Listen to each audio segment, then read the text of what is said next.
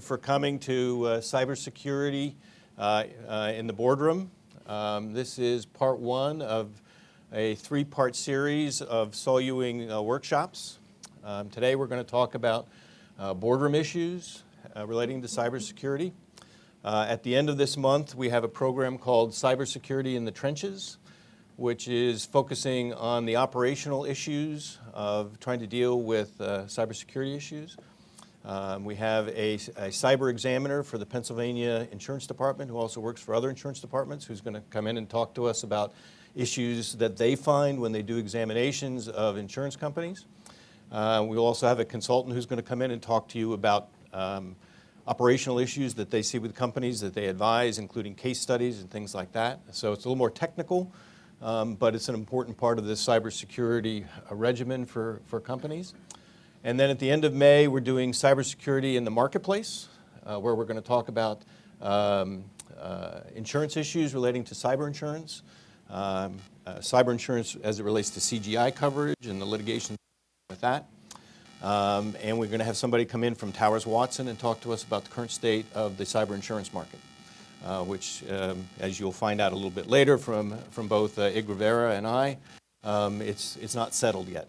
And there's a lot of things going on in the marketplace that you need to know, whether you're a board member or a C-suite member or company executive who's in charge of buying insurance. So welcome to part one. You all have in front of you a packet of materials. There's an agenda in here.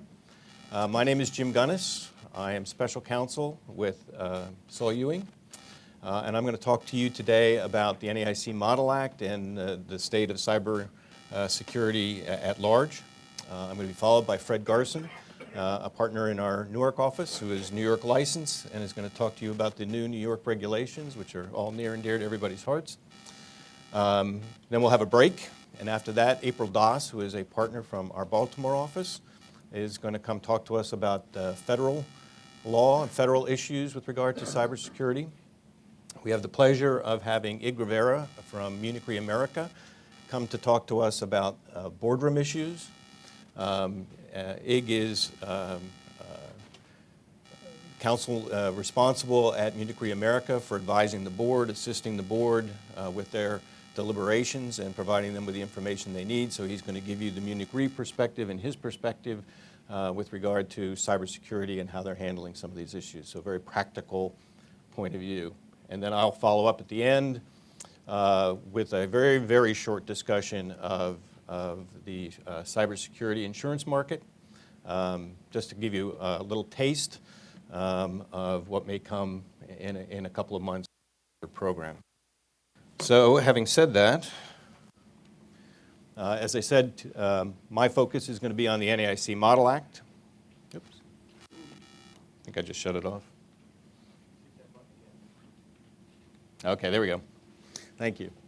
I always like to start out, we've given several programs on cybersecurity, and I always like to start out talking about who's been hacked, because who's been hacked is driving a lot of what we're seeing right now, because the reality is almost everybody's been hacked.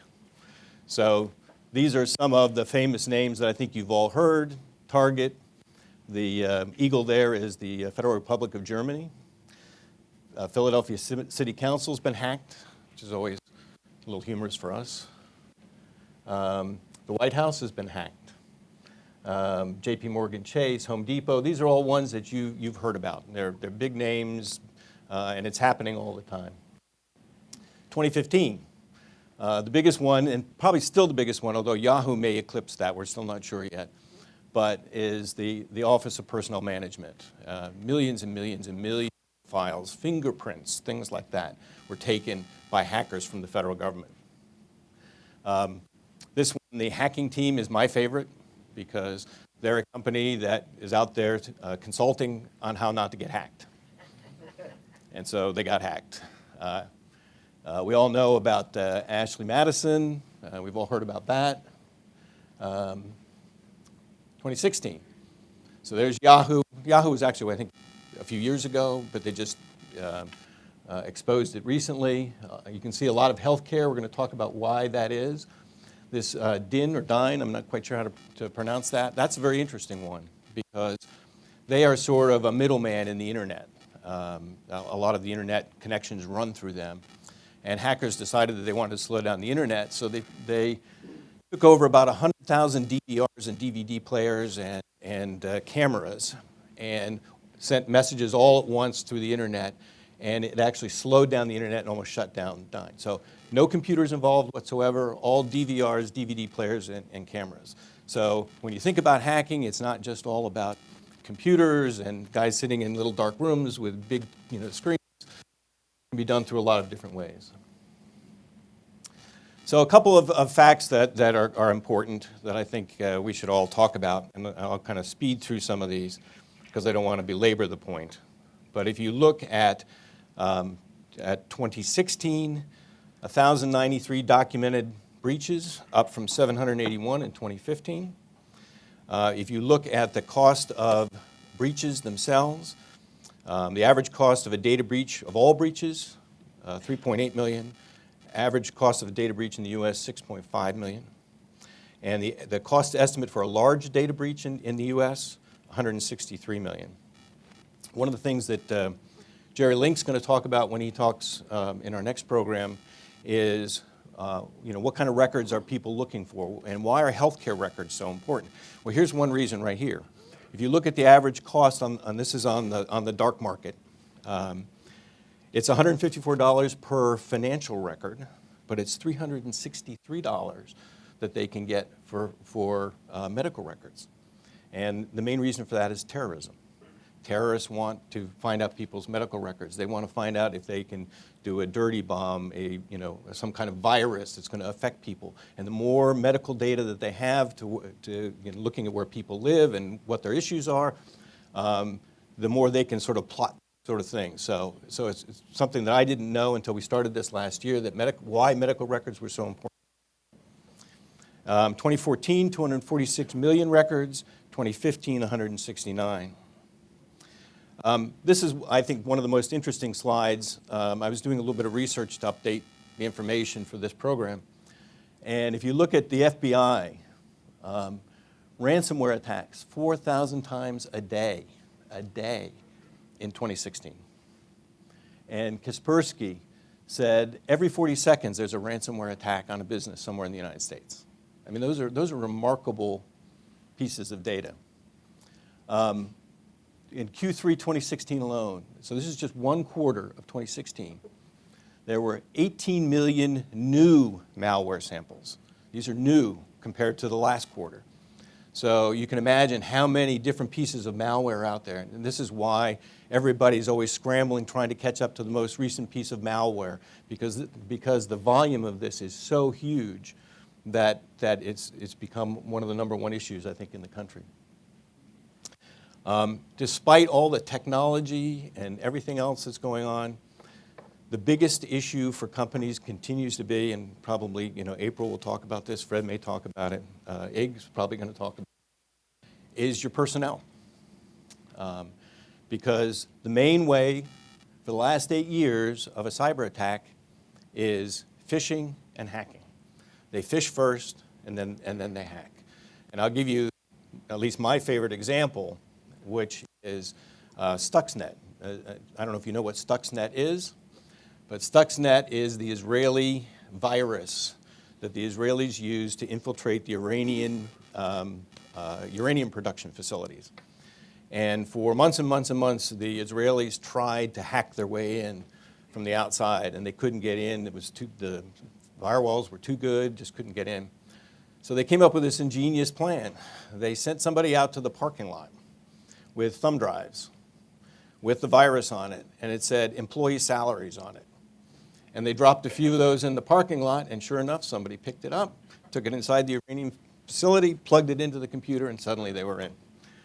So it just shows you how the simplest things can create the biggest and most sophisticated hacks. So as in our second program, training your employees is a big, big, big deal in cybersecurity. This is another important fact, and one that's a little scary actually when you think about it. That when you look at the average number of days that hackers go unnoticed after a breach, it's 200. 200 days that they sit watching how you do what you do, and learning about how your company works, and learning where your data is and how to use it. And the fact of the matter is that only 47% of the hackers were found by the company themselves. 53%, the information came from the outside, whether it was law enforcement, whether it was a customer, whether it was a third-party supplier. So, those are kind of scary details. It kind of shows you how behind the eight ball everybody is in terms of trying to catch up to this.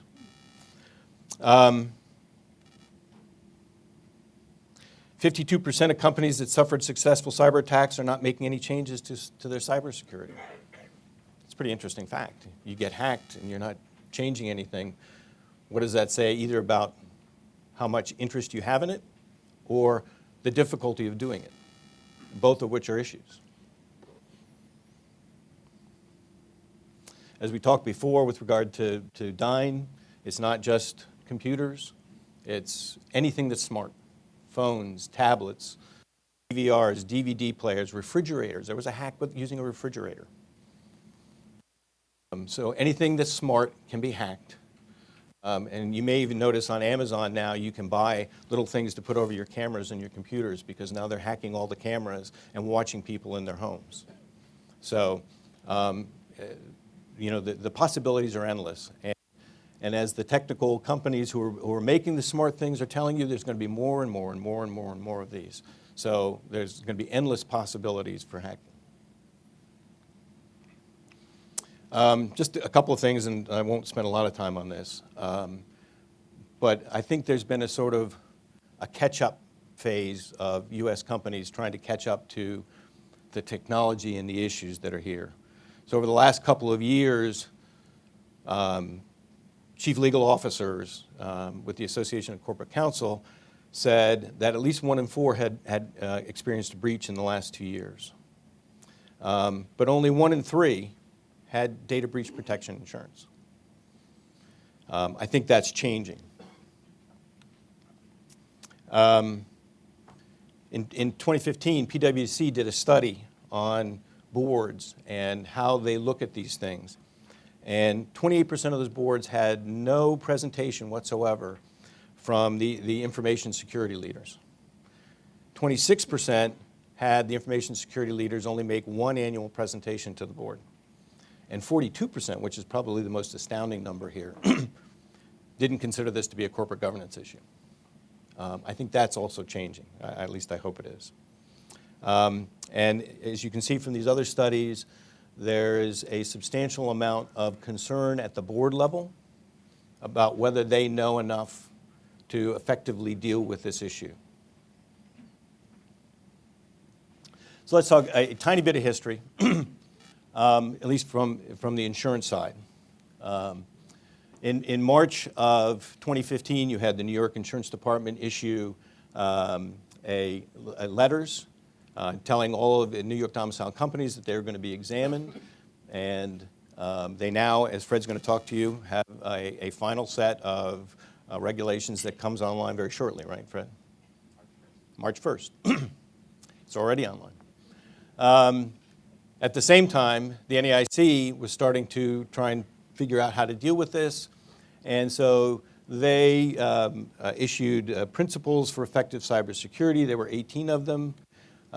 In the summer meeting of that year, they reduced them to 12. I'm not going to go through a lot of these, but if you're looking at how insurance departments are going to interpret what they do and how they do it, this is a good model because it's telling you what they think should be done and how they view it. And not a lot of this has changed even as we go through the NAIC Model Act. Not a lot of this has changed in terms of the intentions that you see when you see how they've drafted it. So I'm not going to spend a lot of time on this, but I put it in here for you to take a look at.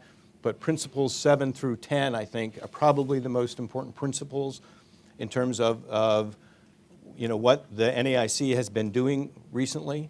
And so I think if you look at those as being sort of the primary movers, then I think you're on the right track.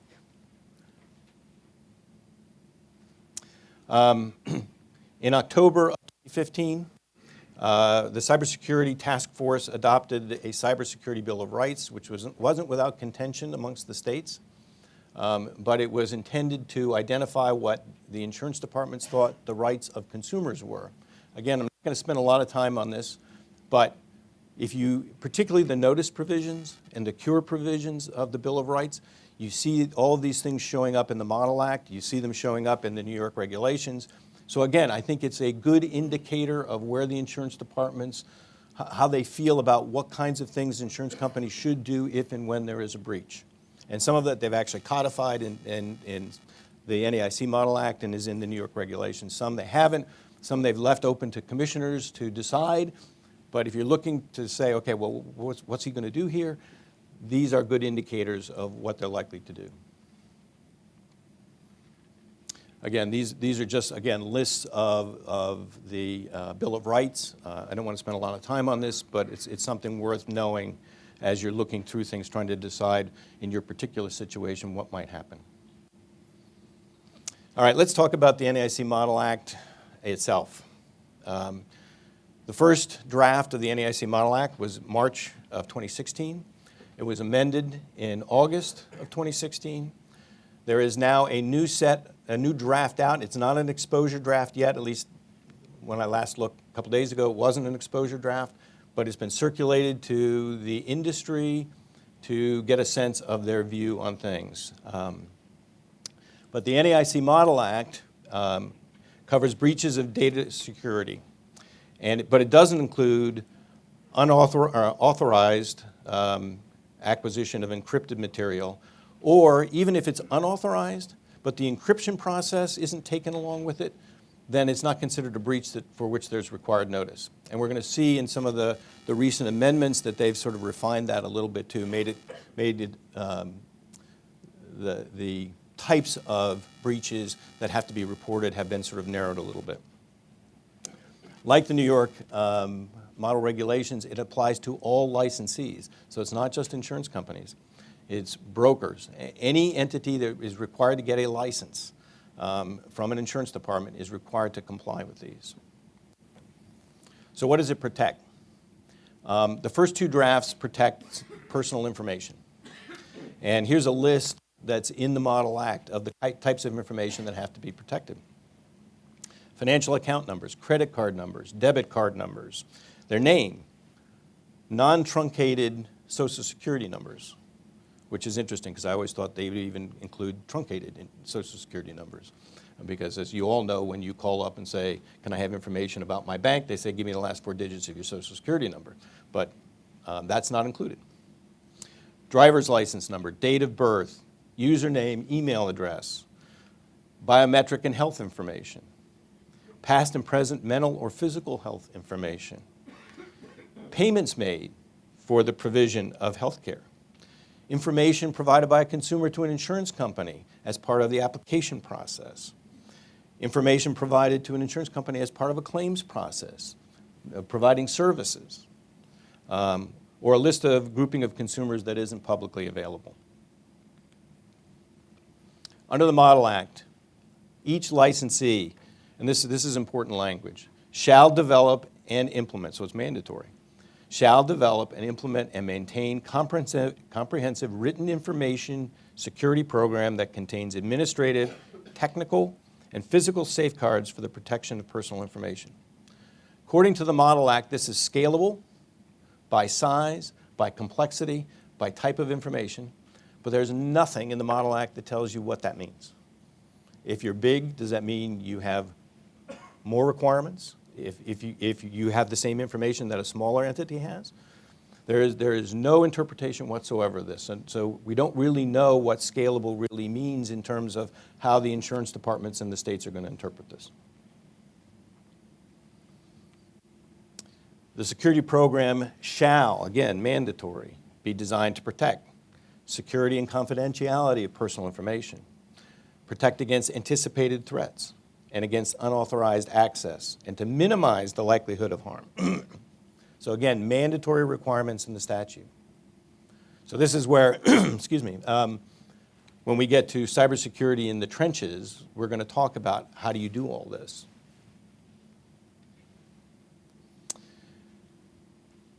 You're going to see some differences between the New York regulations and the Model Act, which, and Fred will talk about that. And we do actually have a handout that we've prepared that shows the differences. So you have that as a separate handout in front of you. And there are some differences. And this is one area where there are some differences, and I won't steal Fred's thunder on how the New York model regulation is different. But under the Model Act, a licensee just has to appoint somebody to identify and assess the reasonably foreseeable internal and external threats and what the damage is and the sufficiency of the policies and procedures of the company. And they have to include this analysis in their ERM process. Under the most recent exposure draft, which is the August draft, it refers to something called Generally Accepted Cybersecurity Principles. Well, who knows what that is? Nobody knows what that is. And I think they've recognized that because you'll see in the amendments that have just been circulated at the end of February that they've gone away from that. They're now talking about best practices and generally accepted, as opposed to generally accepted cybersecurity principles, they're just talking about, generally accepted security principles. So they've kind of worked their way away from that. But things that they do consider, regardless of the terminology that you use, things that they're talking about and that are going to be required is restricting and controlling information systems, encrypting personal information, utilizing state-of-the-art techniques such as multi-factor authentication procedures. In fact, I went to a meeting with our CISO who was talking about this multi-authentication factors and the magnitude by which it creates difficulties for hackers to hack into your password and to your information. It is leagues and bounds much harder, from minutes to years in terms of the ability to hack. And so obviously the NAIC thinks this is important and something that eventually we all should be doing. They want regular testing and monitoring. They want implementation of response programs if there's an unauthorized access. And to stay informed of generally accepted cybersecurity principles. Again, this is training. Employees are the most important part of this, and so they have to be trained, whether it's the CISO and the tech guys or it's just your everyday employees. The board, and we're here to talk about the board today. What does the board have to do under the NAIC Model Act? Approve the security program. Oversee the development and implementation. So it's not just enough that somebody brings to you the program and the board says it's okay. They actually have to oversee the development and implementation of the program. They have to assign responsibility for the program. And then they have to review management reports, and they have to be given at least annually. If there are third-party service providers, and I think this is also the same with the New York regulations, the licensee is required to make sure that your third-party providers are providing the same level of cybersecurity that you're required to do. It's up to you to do. The first version of the Model Act had very specific provisions that were going to be required to be put into contracts with third-party providers. Those have been taken out. But it gives you an idea of the kinds of things that they were looking for. They wanted provisions in there that they warranted that they were meeting all the requirements of the Act. They wanted provisions in there that said that they would guarantee their services and their performance. Now, that's a hard thing to get in negotiations with third-party service providers. But we all know about third-party service providers because of Target, because we know that Target got hacked through an HVAC third-party service provider who had a code to get into their system, and the hackers hacked the HVAC supplier and got into Target. So that's part of the reason, but it's also a good business practice. In the early versions of the NAIC Model Act, there were actually pre-notice pre-breach notice requirements about confidentiality, how the company does it, all those sorts of things. That's all gone now. It's been taken out, and it's not in any of the new amendments, as you'll see in a minute. Post-breach, and this is where if you're trying to figure out what you need to do, if you have a breach and you have to report to a commissioner, if you go back and look at the Consumer's Bill of Rights, this will help give you some ideas of what the departments are looking at and the kinds of things they want. But the Model Act does have some requirements. So in the event of a breach, you have to notify appropriate state and federal law enforcement agencies. You have to notify the insurance commissioner of the state of domicile and any state in which a consumer whose information has been hacked resides. Any relevant payment card network. Each nationwide consumer reporting agency, and of course all the affected consumers. Under the August draft, you have to notify the commissioner within 3 days and give them a list of information of how the system was breached, how much data, how the data was encrypted, what have you done to remediate, and identification of other regulatory agencies involved. And in fact, Fred, I don't know if it's the New York one that says if you notify any other agency, you have to notify the commissioner. It's a requirement. So they don't want it, they want to make sure they know what everybody else knows. As expediently as possible, after a data breach, the licensee has to notify the affected consumers. At one point in the initial draft, I think it was within 30 or 60 days, the number of days has been taken out, and now we have this sort of amorphous concept of as expediently as possible. So it's an area in the Model Act, to the extent that it's passed by the states, that there could be issues about whether or not you've complied.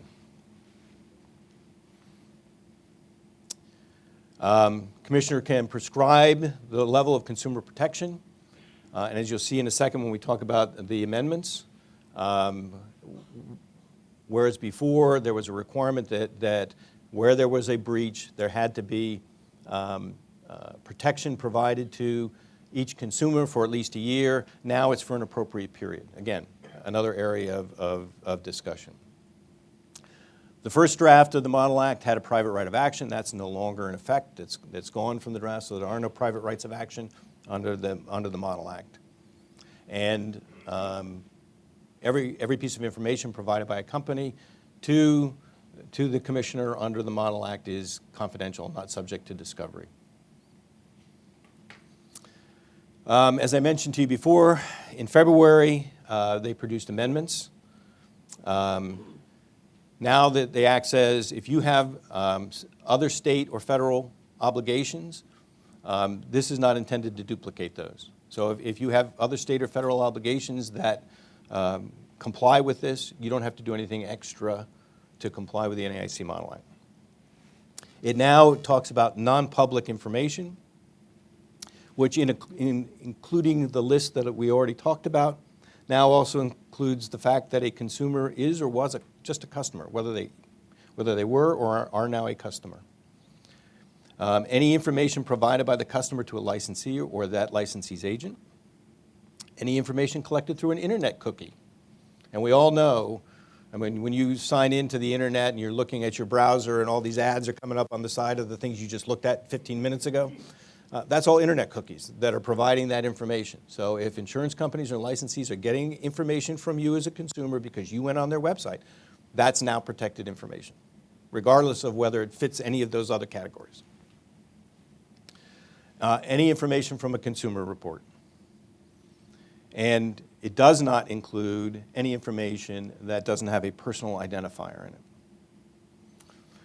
The information program, which the NAIC Model Act requires, and it is required to be updated annually in the August draft. Now it has to be updated whenever there's substantive changes, but at least annually. As we talked before, generally accepted cybersecurity principles are now best practices and reasonable security measures. Again, hard to define in the first place. Not sure that we all know what those things are. I think if you talk to the technical guys, they could agree on some, but not on others. So again, this is an area of ambiguity within the statute that I'm sure there's going to be a lot of discussion and likely fighting about. If you have executive management, let's say you're a smaller company because it's scalable, you don't have to have all these things you need. And one of the things that the Model Act provides is you can go out and hire a third party to run your cybersecurity.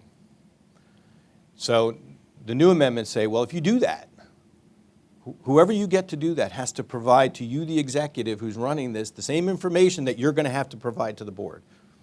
So if you go out and hire a third party to help you do your cybersecurity, they're going to have to provide to you the same information that you have to provide to the board. So you have to make sure that when you do that, when you hire a third party to come in and run your cybersecurity or to substantially assist in it, that you're getting the same information from them that the board is going to be requiring of you under the statute. There's been a little bit of narrowing of what has to be reported if there's a breach. So all breaches, regardless of how small, have to be reported to the domiciliary commissioner. But only breaches with personally identifiable information in it have to be reported to other commissioners, whereas before it was domiciliary commissioner plus any commissioner of any state in which a consumer's information was affected. If there's some issue with your ability to communicate to your consumers the information that has to be communicated under the statute, if there's some question about whether you can do that through the normal electronic means or through letters, then now the statute now says that you have to do it on your website or through broadcast media. You can rely on a third party to do the notification, but they have to confirm to you in a meaningful way that they have complied with all the requirements and they've actually sent out the notices. As I said before, the 12-month minimum period for required identity theft protection is now an appropriate period. And at least as of the end of March, this was not an exposure draft for approval, it's just out for comment. So I think it's probably unlikely, since the next NAIC meeting is this coming weekend, that there's going to be a vote on this particular draft. I'm guessing summer of this year is when they'll probably finalize the draft and vote into effect the Model Act. Okay, very quickly because I'm running over time, although Fred said waste time, waste time, waste time. Yeah. What do boards have to do? And I'm stealing a little bit of Ig's thunder here, but only a little bit.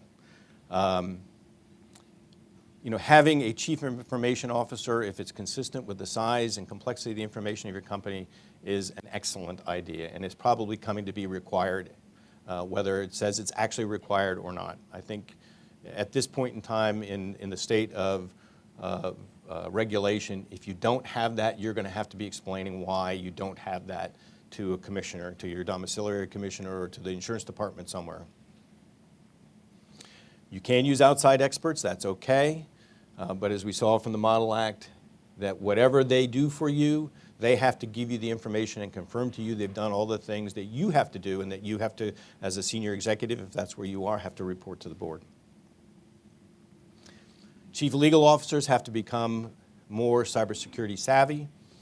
In 2015, there were a series of studies, and they said a lot of senior executives said they would really like their chief legal officers to be more cybersecurity savvy. The board itself should become more conversant with these issues, and Connie, who wears a couple different hats, both as a board member and as a lawyer who advises companies on what they have to do, we were talking a little bit about that. But the question is, how conversant do you have to be? I don't think you need to be a technical IT person to sit on the board. But you have to know something about it. The board is required to exercise its reasonable judgment. And if it doesn't know in any meaningful way what's being done and why it's being done and what the problems are with it, then the likelihood is that it could be challenged as a board not doing its job. As you'll find out from whether you're looking at how do we protect the information, how do we ensure the information, you have to know what your information is. You have to know what kinds of information you have and what you're protecting and where it resides. Those are things that I think, at least at a base level, the board should know. The standards and practices, again, you can have it done internally, you can have it done externally, but the board is ultimately the entity that's going to be responsible for this set of programs. And the board has to be conversant with what's being done, why it's being done. And so they need to get information, and whether it comes from senior executives or whether it comes from third-party providers who are helping to do that, the board has to have access to that. And as we saw earlier on when we were talking about boards and how often do they get reports from the CISO or the CIO, some said, 28% said never. So I think it's, boards have to consider who's giving them the information and how much information they need. But I think as a general rule, having a CISO do this is a good thing. You're going to need a cross-functional incident response team. I'm going to leave that to cybersecurity in the trenches, but you really need to have that. So with that, Fred, I think I've run over into your time. Do I have 10 minutes? Okay. Yes, Ig. Some free legal advice here. There was a 3-day notification with respect to a breach. Sorry. Okay.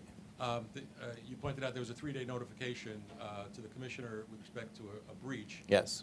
What if it takes you a month to figure out that you've had a breach? Well, I think it's 3 days from the time you know or reasonably suspect that you've had a breach.